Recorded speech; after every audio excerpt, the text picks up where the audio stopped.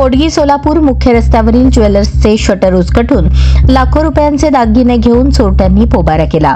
दुकानाचे मालक सिद्धाराम शिवानंद हुडे राहणार होडगी तालुका दक्षिण सोलापूर यांनी वळसंग पोलीस ठाण्यात फिर्याद दाखल केली आहे।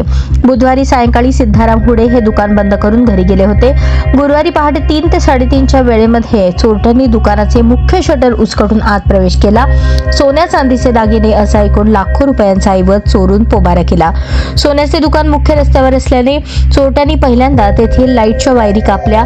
सदर चोरटे हे दुकानातील सीसीटीव्ही मध्ये कैद झाले आहेत, मात्र त्यांनी चेहरा मास्कने झाकलेला असल्यामुळे ओळखता आले नाही।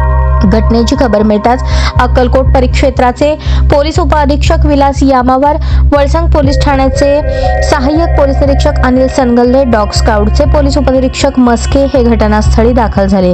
त्याचबरोबर श्वान पथक, स्थानिक गुन्हे शाखा सोलापूर ग्रामीणचे वरिष्ठ पोलीस निरीक्षक Sanjay Jagtap, fingerprints expert team घटनास्थळी येऊन त्यांनी दुकानातील हातांच्या ठशांचे नमुने संकलित केले आहेत। श्वान पथकातील डॉलीने दुकानापासून मड्डी वस्तीतील मार्गाने भारत गारमेंट पर्यंत चोरट्यांचा माग काढला।